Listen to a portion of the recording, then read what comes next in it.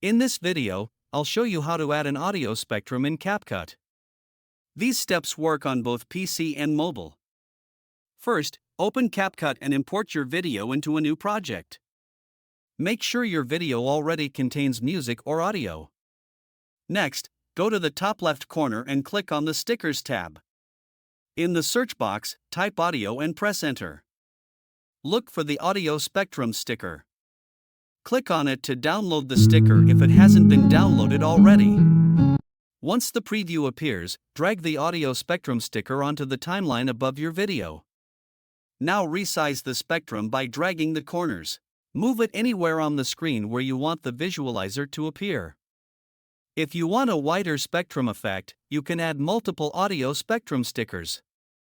Simply drag additional stickers onto the timeline and place them next to each other. Adjust their positions so they connect seamlessly. You can add as many as you like depending on the look you want.